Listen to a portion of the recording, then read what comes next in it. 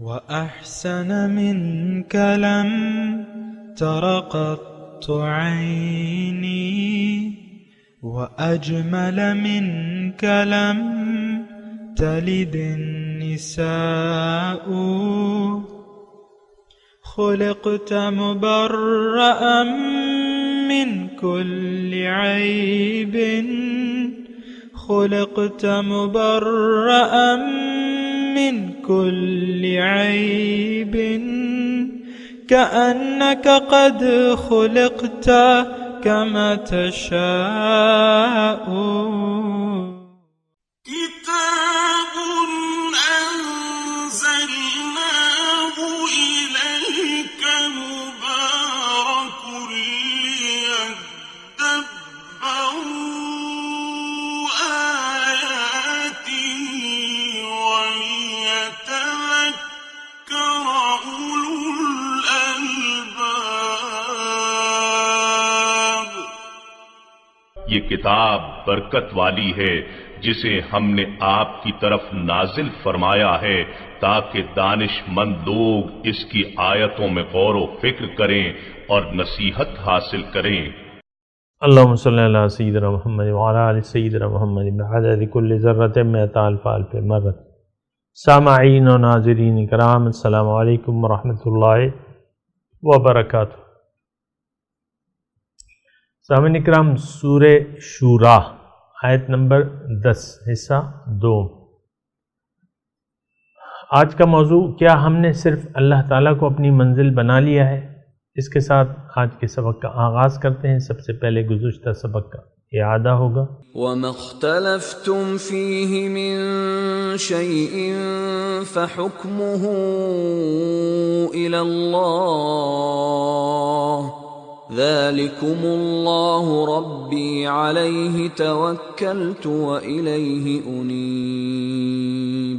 اور تم جس امر میں اختلاف کرتے ہو تو اس کا فیصلہ اللہ ہی کی طرف سے ہوگا. یہی اللہ میرا رب ہے، اسی پر میں نے بھروسہ کیا اور اسی کی طرف میں رجوع کرتا ہوں. فاطر السماوات والأرض جعل لكم من أنفسكم أزواجا ومن الأنعام أزواجا يذرأكم فيه ليس كمثله شيء وهو السميع البصير. آسمانوں اور زمین کو عدم سے وجود میں لانے والا ہے. اسی نے تمہارے لیے تمہاری جنسوں سے جوڑے بنائے اور چوپایوں کے بھی جوڑے بنائے اور تمہیں اسی جوڑوں کی تدبیر سے پھیلاتا ہے. اس کے مانند کوئی چیز نہیں ہے اور وہی سننے والا دیکھنے والا ہے. سامعین کرام، سورہ شورا آیت نمبر 10. لفظی ترجمہ: وَمَا اخْتَلَفْتُمْ فِيهِ مِن شَيْءٍ، اور جس چیز کے بارے میں بھی تم اختلاف کرتے ہو بس اس کا فیصلہ تو اللہ ہی کے ہاتھ میں ہے. وَذَلِكُمُ اللَّهُ رَبِّي، یہ اللہ جو ہے یہ تمہارا رب ہے، یعنی اس کا فیصلہ اللہ کے سپرد ہے اور وہی اللہ میرا رب ہے. علیہ توکل، تو اسی پر میرا بھروسہ ہے. وَإِلَيْهِ أُنِيبُ، اور اسی کی طرف میں رجوع کرتا ہوں. سامعین کرام، مضمون جاری ہے قرآن کا، اور اللہ تعالیٰ نے جو وحی نازل کی ہے، کذالک یوحی الیک وإلی الذین من قبلک، یعنی اللہ تعالیٰ نے جو ہدایات نازل کی ہیں، اللہ تعالیٰ مخلوق کو اس کی طرف رجوع کر رہا ہے. اور گزشتہ سبق میں بھی اللہ تعالیٰ نے یہ فرمایا کہ یہ وحی جو ہے یہ میں نے آپ کی طرف کی ہے، قرآن ہے، عربی زبان میں ہے، تاکہ آپ ڈرائیں ان کو، اہل مکہ کو اور جو اس کے ارد گرد ہیں. اور اگر میں چاہتا تو سب کو ایک امت بنا دیتا، یعنی یہ اختلاف نہ کرتے. لیکن بات یہ ہے کہ اختلاف جو ہے اس کے بارے میں ہم نے کہا اختلاف ایک قدرتی امر ہے، سب لوگ ایک کام پہ متفق نہیں ہو سکتے. فریق فی الجنت و فریق فی السعیر کی بھی اللہ تعالیٰ نے بات کی کہ ایک ٹولی جو ہے وہ جنت میں ہوگی، ایک دوزخ میں ہوگی، یعنی اتفاق سے ایک نظریے پر کوئی متفق نہیں ہوتا، عام طور پہ مختلف وجوہات آ جاتی ہیں، اس کے بارے میں ہم نے بیان کیا ہے۔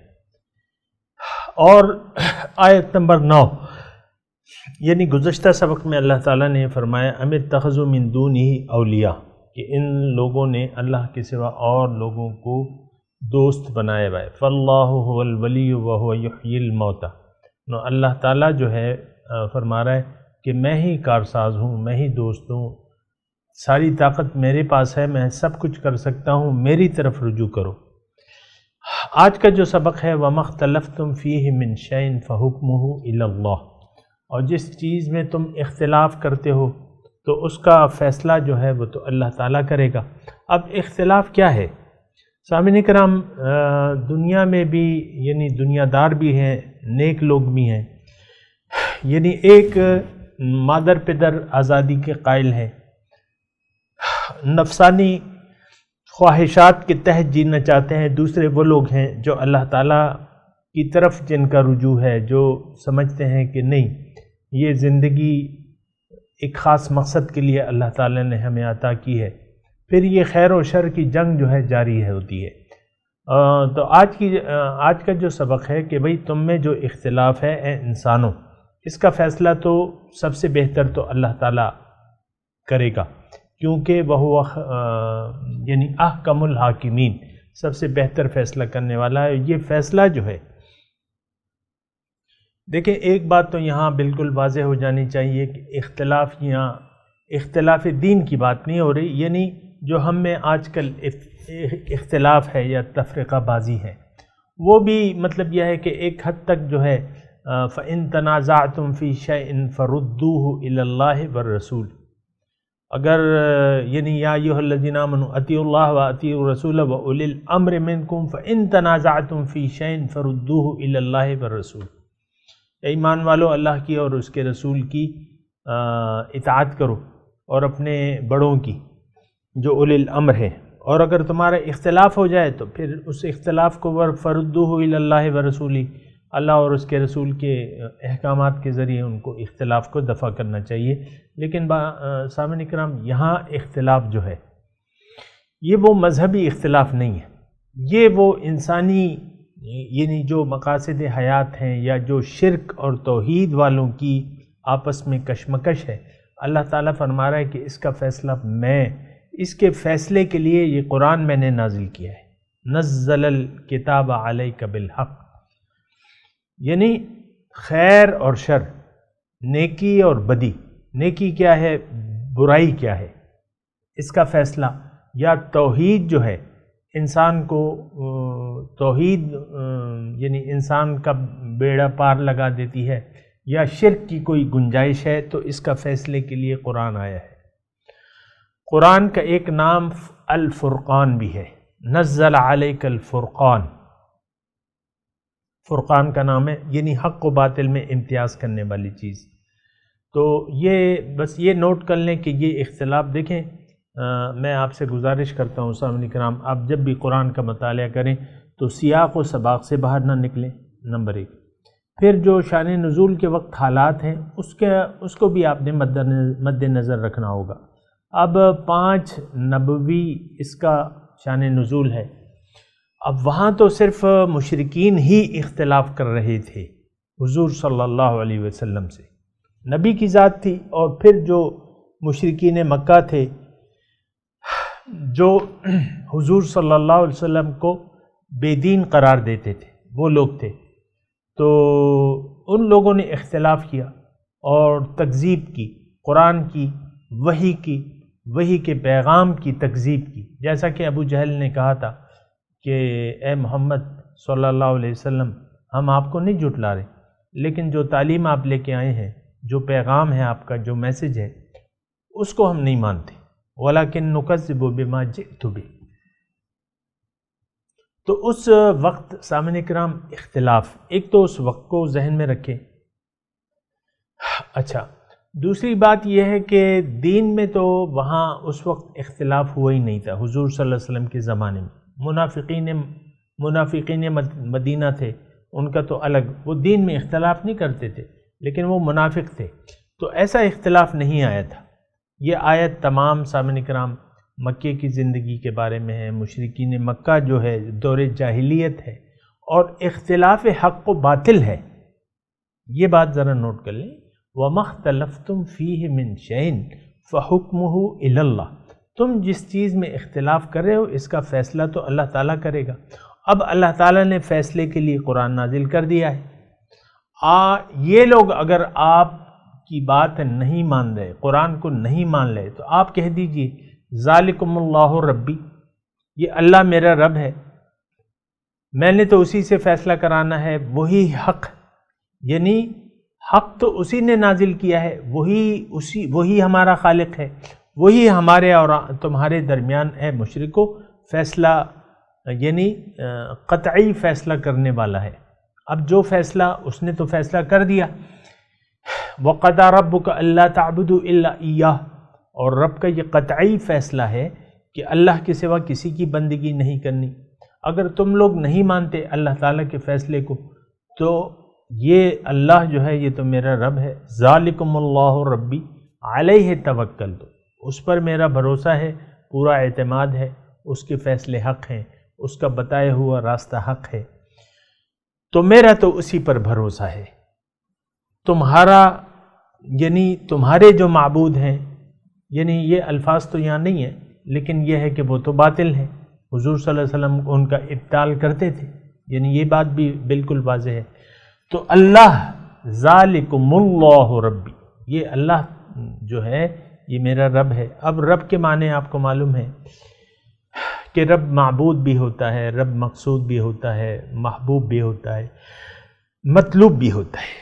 علیہ توکل، تو اسی پر، فقط اللہ پر میرا بھروسہ ہے، اپنے رب پہ میرا بھروسہ ہے، اور وَإِلَيْهِ أُنِيبُ، اور اسی کی طرف میں رجوع کرتا ہوں، یعنی میں ادھر ادھر کی باتیں نہیں سنتا، میرا رب پہ فیصلہ ہے، مجھے رب کا فیصلہ قبول ہے، منظور ہے، اس کے فیصلے کو میں تمہارے سامنے بیان کر رہا ہوں، اور وہی ہمارے درمیان فیصلہ کرنے والا ہے۔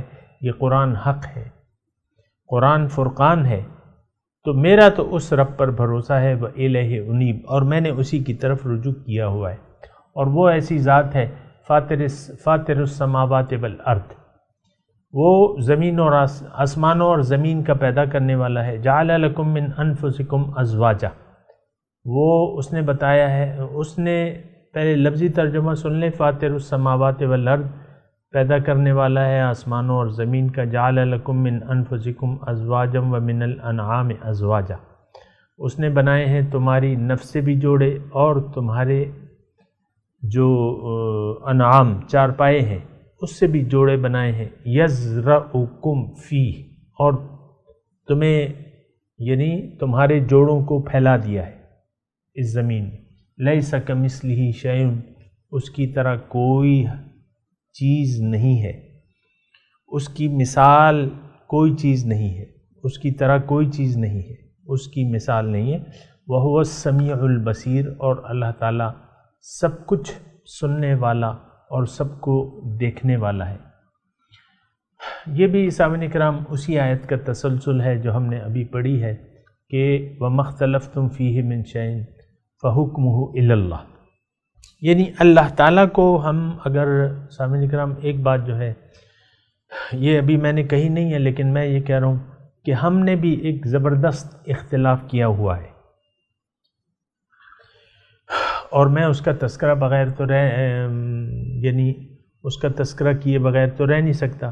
اس کی وجہ کیا ہے؟ اس کی وجہ یہ ہے کہ قرآن جہاں 1400-1450 سال پہلے نازل ہوا، جو بھی حالات تھے، لیکن وہی حالات آج بھی ہیں سامعین کرام۔ اللہ تعالیٰ کے حکم کو ہم دلیل قاطع نہیں مان رہے، اللہ تعالیٰ کے حکم میں اختلاف کر رہے ہیں، یعنی اللہ تعالیٰ نے ہمیں جو مقصد حیات بتایا ہے، اور تو بڑی بے حیائی سے ہم نے اس مقصد حیات کو بھلا دیا ہے، نہیں اپنانا چاہتے۔ اللہ تعالیٰ نے ہمیں فرمایا ہے کہ تم مجھے کو اپنا مقصد حیات بنا لو، اور کہہ دو کہ ان صلاتی، و نسکی و محیای و مماتی للہ رب العالمین، اور اپنا رخ جو ہے ٹوٹلی میری طرف پھیر لو اور کہہ دو کہ انی وجہت وجہیہ للذی فطر السماوات والارض حنیفا وما انا من المشرکین۔ تو یہ آپ نہ سمجھیں، یعنی میں آپ سے مؤدبانہ گزارش کر رہا ہوں، یہ آپ ان آیات کی تلاوت کرتے وقت، اس کو سمجھتے وقت یہ آپ نہ سمجھیں کہ یہ تو مشرکین مکہ کے لیے تھی اور بس بات ختم ہو گئی، یہ تو ان کے لیے، ان حالات میں ان کے لیے یہ نہیں تذکرہ تھا، ایسی بات نہیں ہے۔ دیکھیں، ایک بات پہ میرا اور آپ کا یہ بالکل پکا یقین ہونا چاہیے کہ قرآن، ایک تو یہ ہے کہ قرآن کتاب ہدایت ہے، یہ کوئی تاریخ کی کتاب نہیں ہے، یہ تاریخی واقعات کی کتاب نہیں ہے، اس میں یعنی یہ تاریخ جو بیان ہوئی بھی ہے تو یہ عبرت کے لیے ہے، تاریخی طور کے لیے نہیں ہے۔ سامنے کرام تو یعنی اس کو آپ نے لینا ہے، میں نے بھی لینا ہے کتاب ہدایت کے طور پہ، قانون ہے، یہ کتاب ہدایت ہے، نصیحت ہے۔ لقد انزلنا الیکم کتابا فیہ ذکرکم افلا تعقلون، اللہ تعالیٰ نے قرآن میں واضح طور پہ بیان کیا ہے کہ یقیناً اس کتاب کو میں نے تمہاری طرف نازل کیا ہے۔ لقد انزلنا الیکم کتابا فیہ ذکرکم افلا تعقلون، کیا تم عقل سے کام نہیں لیتے؟ یعنی لینا چاہیے۔ تو بہرحال مختلفتم فیہ من شیء، جو جس چیز میں تم اختلاف کرتے ہو فحکمہ الی اللہ، اس کا حکم جو ہے وہ تو اللہ کے پاس ہے۔ ذالکم اللہ ربی علیہ توکلت، یہ اللہ جو ہے یہ تمہارا رب ہے، اسی پر ہمارا بھروسہ ہے۔ تو سامعین کرام یہاں رک کے میں آپ سے گزارش کر رہا ہوں کہ یہ اختلاف جو اس وقت تھا، یعنی حضور صلی اللہ علیہ وسلم اور مشرکین مکہ میں، یہ آج بھی ہم عملی طور پہ ایک زبردست اختلاف ہم نے شروع کیا ہوا ہے قرآن سے اور نبی کی تعلیمات سے، معاذ اللہ ایسا ہم نے کیا ہوا ہے، ایسا ہم کر رہے ہیں، کیونکہ جو منزل ہمیں قرآن بتاتا ہے ہم معاذ اللہ اس کو قبول کرنے کے لیے تیار نہیں ہیں۔ ہم نے اپنی منزل بجائے اللہ کے، بجائے آخرت کے، دنیا کو بنا لیا ہے۔ آپ دیکھیں، عام طور پہ دیکھیں کہ ہم جب بات چیت کرتے ہیں ایک آدمی کے بارے میں جس نے 2 سال کے عرصے میں تجارت شروع کی اور 2 سال کے عرصے میں اور اپنے مال کو ٹرپل کر لیا، 3 گنا کر لیا۔ 5 کروڑ لگائے تھے مثال کے طور پہ، یا 5 لاکھ لگائے تھے، اب وہ 15 لاکھ روپے کی دکان بن گئی، سرمایہ اس میں 15 لاکھ کا پڑا تھا 2 سال کے اندر۔ تو ہم کیا کہیں گے؟ یار یہ شخص تو بڑا ہوشیار ہے، بڑا عقل مند ہے، اس نے تو 2 سال کے عرصے میں اپنے مال کو دگنا تگنا کر لیا ہے، بڑا کامیاب ہو گیا یہ، اور یہ مزید یعنی کامیابی کے راہوں پر رواں دواں ہے، کاروباری طور پہ یہ اڑ رہا ہے، چل نہیں رہا، اڑ رہا ہے۔ یہ ایسا ہم کہتے ہیں کہ نہیں، یعنی دنیا کو، یعنی یہ تو میں نے آپ کو ایک مثال بیان کی۔ اسی طرح ایک لڑکے نے تعلیم حاصل کر لی، اعلیٰ کوئی ڈگری لے لی، ایک دم اسے اونچا کوئی عہدہ مل گیا، کوئی اونچی نوکری مل گئی، جو کہ عام حالات میں تعلیم مکمل کرنے کے فوراً بعد کسی کو، بہت بتیرے ڈگری والے جو ہیں وہ چوکیدار کے لیے درخواستیں دے رہے ہیں ڈپارٹمنٹ پہ، مثال کے طور پہ اس کرو کہ ہمیں کہیں تو یعنی بھرتی ہو جائے، پھر عمر کے ساتھ دیکھیں گے، ہماری تو عمر ہی گزری جا رہی ہے، چوکیدار بھرتی ہو جائیں پھر دیکھیں گے۔ تو ہماری کامیابی کا یعنی ہمارے ذہن میں تو دنیا کا ایک ہوا بیٹھا ہوا ہے کہ یہی ہماری منزل ہے، یہی ہماری کامیابی کی دلیل ہے۔ تو یہ ایک بہت ایسی صورتحال ہے جو کہ نہیں ہونی چاہیے۔ دیکھیں، بالکل واضح ہے کہ اللہ تعالیٰ نے ہمیں دنیا کے لیے نہیں پیدا کیا، دنیا کی کامیابی کے لیے نہیں پیدا کیا، ہماری منزل تو آخرت ہے۔ حضور نے واضح طور پہ فرما دیا ہے کہ الدنیا خلقت لکم وانتم خلقتم للآخرہ، اللہ تعالیٰ نے اے لوگو تمہیں دنیا کے لیے نہیں پیدا کیا، بلکہ دنیا تمہارے لیے ہے، اور تمہیں اللہ تعالیٰ نے اخروی کامیابی کے لیے پیدا کیا ہے۔ اب اخروی کامیابی آپ مجھے بتائیں کہ کتنے % لوگ ہوں گے جن کا زندگی گزارنے کی جو مقصد ہے وہ اخروی کامیابی ہے، یا وہ قبر کی زندگی کے لیے تیاری کر رہے ہیں، یا وہ روز حشر کے اللہ سے ملاقات کے دن کی تیاری میں مصروف ہے، یا وہ جنتیوں والے اعمال کر رہے ہیں، دوزخیوں والے اعمال سے انہوں نے کنارے کشی اختیار کر لی ہے۔ کتنے % ایسے لوگ ہیں؟ ہمارا جو معاشرہ ہے، آپ کو معلوم ہے، مجھے معلوم ہے کہ یہ ایک کرپٹ معاشرہ ہے، ایک راشی معاشرہ ہے، راشی لوگ ہیں، کرپٹ لوگ ہیں، تمام محکموں میں کرپشن موجود ہے، نچلی سطح پہ یا اونچی سطح پہ، میرا اس سے، لیکن کرپشن بہرحال ہے ہر محکمے میں۔ کوئی دعوے سے نہیں کہہ سکتا کہ میرا یہ محکمہ جو ہے یہ محض رزق حلال پہ چڑھ رہا ہے، اس کے سارے اوپر سے نیچے تک تمام لوگ جو ہیں، کوئی چپڑاسی ہے یا افسر ہے، وہ بڑی دیانتداری سے اپنا کام کر رہے ہیں، ایسا کوئی دعویٰ نہیں کر سکتا۔ کوئی بھی ڈپارٹمنٹ ہو، میں نام کیوں لوں آپ کو، کوئی بھی ڈپارٹمنٹ، میں چیلنج کرتا ہوں آپ کو، نہیں، بری طرح یہ حرام خوری جو ہے ہماری رگوں میں یعنی اس نے جڑیں بنا لی ہیں، اپنی جڑیں۔ آپ تصور بھی، یعنی اس وقت 2018 مئی کی میں بات کر رہا ہوں، اس وقت کوئی تصور بھی نہیں کر سکتا کہ پاکستان کے لوگ جو ہیں یہ معاشرہ کرپشن سے پاک ہو جائے گا۔ کوئی یہ تصور نہیں کر سکتا کہ یہ لوگ ایز اے ہول اللہ کی طرف رجوع کر لیں گے، اور اس ٹکڑے زمین پر جو اللہ تعالیٰ نے لیلۃ القدر کی شب ہمیں عطا فرمایا تھا قرآن کے لیے، کلمے کے نفاذ کے لیے، آج 70 سال گزر گئے ہیں، کوئی یہ دعویٰ نہیں کر سکتا، ہم سوچ بھی نہیں سکتے کہ یہ لوگ اجتماعی طور پہ دین اسلام کو یا نافذ کر لیں گے یا اس کی کوشش کریں گے۔ کوششیں بھی نہیں ہو رہی، بلکہ باطل کی بڑھوتری ہو رہی ہے۔ آپ دیکھیں، بے حیائی، بے شرمی، برہنگی، غلط کام، ملاوٹ، چوری، چکاری، یہ ساری جو ہے یہ پروان چڑھ رہی ہیں سامنے کا، یہ معاشرہ ایسا ہے۔ تو اختلاف اصل میں ہم نے کر لیا ہے۔ قرآن تو ہمیں یہ ہدایت نہیں دیتا۔ حضور صلی اللہ علیہ وسلم فرماتے ہیں بعثت لأتمم مکارم الاخلاق، میں اس لیے بھجوایا گیا ہوں کہ اخلاق کی تکمیل کروں، یعنی بلند اخلاق کی تکمیل کروں۔ حضور صلی اللہ علیہ وسلم خود اخلاق کے اعلیٰ مرتبے پر فائز تھے۔ وَإِنَّكَ لَعَلَىٰ خُلُقٍ عَظِيمٍ، اب بہت بلند اخلاق والے ہیں۔ اب ان کی اتباع میں تو ہمیں بھی اپنے اخلاق کو درست کر لینا چاہیے، لیکن دن گزرتا ہے اور ہمارے قومی اور انفرادی اخلاق بد سے بدتر ہوتے چلے جا رہے ہیں۔ اب یہ بھی آپ دیکھیں کہ ہماری ساری توجہ جو ہے انفرادی طور پہ اور اجتماعی طور پہ ظاہر پر ہے۔ ابھی الیکشن آنے والے ہیں، کوئی بھی ایسی پارٹی، مطلب یہ 2 مہینے رہ گئے ہیں صاحب کرام، مئی ہے، اب پتہ نہیں 2-3 مہینے بعد شاید الیکشن ہو جائے، تو کوئی بھی ایسی پارٹی نہیں ہے اس وقت تک کہ وہ ہمیں باطنی دعوت دے کہ ہم نے اجتماعی طور پہ ایسی کوشش کرنی ہے کہ لوگ اللہ کی طرف متوجہ ہو جائیں اور سچے مسلمان بن جائیں۔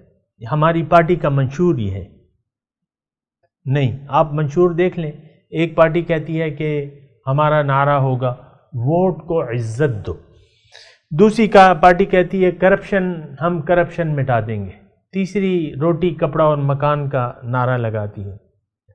تو اس طرح یعنی یہ ساری ظاہرداری پر ہیں، اور اگر دین کا نام لیا بھی جا رہا ہے تو وہ محض برائے نام ہے، وہ بندگی رب نہیں ہے۔ کم از کم بندگی رب کسی پارٹی کا نعرہ نہیں ہے کہ ہم نے رب کی بندگی کرنی ہے اور رب کو راضی کرنا ہے، اور سب سے اہم کام یہ ہے۔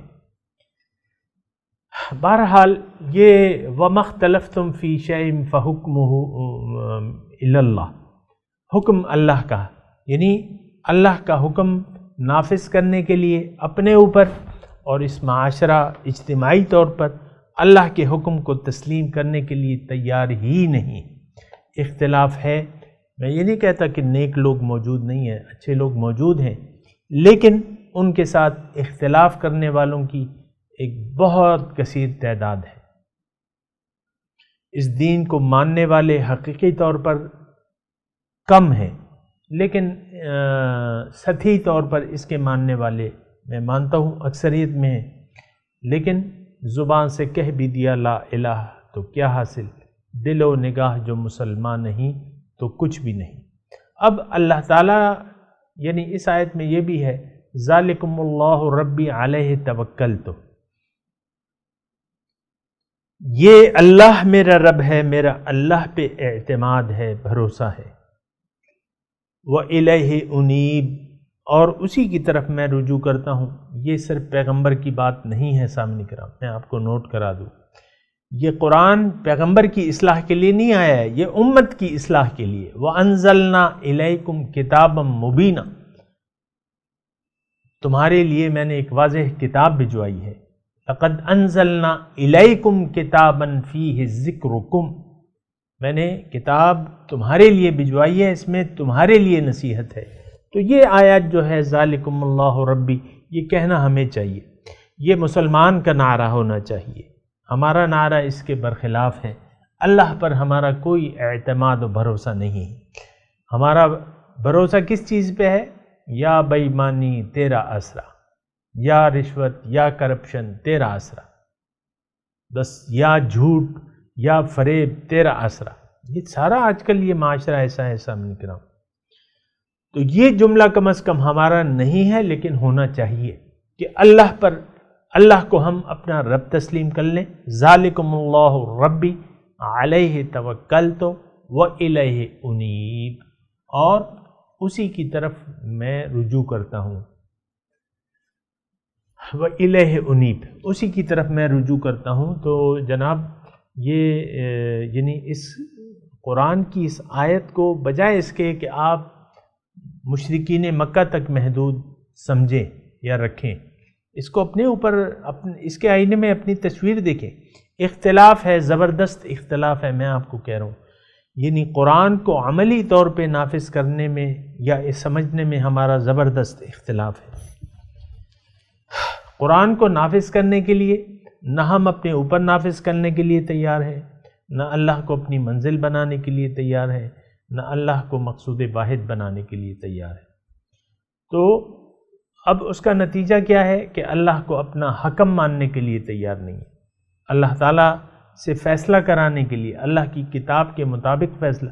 اللہ تعالیٰ کی کتاب کو تو ہم نے کب کا چھوڑ رکھا ہے، اور اللہ کو اپنا رب بھی ہم نہیں تسلیم کرتے۔ زبان سے کہہ بھی دیا لا الہ تو کیا حاصل، دل و نگاہ جو مسلمان نہیں تو کچھ بھی نہیں۔ بہرحال بہت سوچنے اور سمجھنے کی باتیں ہیں، اس کو ذرا سوچنا سمجھنا چاہیے۔ میں تلاوت کرتا ہوں، میرے ساتھ دہرائیے۔ اعوذ باللہ من الشیطان الرجیم، بسم اللہ الرحمن الرحیم۔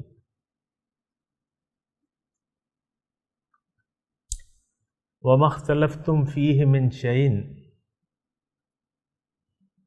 فَحُكْمُهُ إِلَى اللَّهِ ذَلِكُمُ اللَّهُ رَبِّي عَلَيْهِ تَوَكَّلْتُ وَإِلَيْهِ أُنِيبُ۔ سامعین کرام، اب ان آیات کیا ترجمہ سنا دیں۔ وَمَا اخْتَلَفْتُمْ فِيهِ مِنْ شَيْءٍ، اور تم جس چیز میں اختلاف کرتے ہو، فَحُكْمُهُ إِلَى اللَّهِ، اس کا فیصلہ تو اللہ کے پاس ہے۔ ذَلِكُمُ اللَّهُ رَبِّي،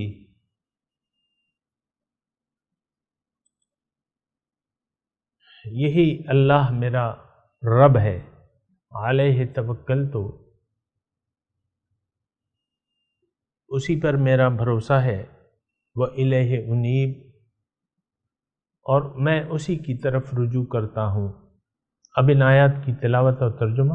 وَمَا اخْتَلَفْتُمْ فِيهِ مِن شَيْءٍ فَحُكْمُهُ إِلَى اللَّهِ ذَلِكُمُ اللَّهُ رَبِّي عَلَيْهِ تَوَكَّلْتُ وَإِلَيْهِ أُنِيبُ.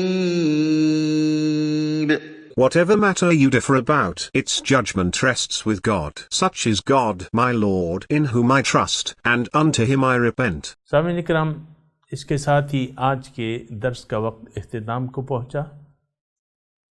اگلے درس میں انشاءاللہ ملاقات ہوگی۔ وآخر دعوانا ان الحمد للہ رب العالمین، والسلام علیکم ورحمۃ اللہ وبرکاتہ۔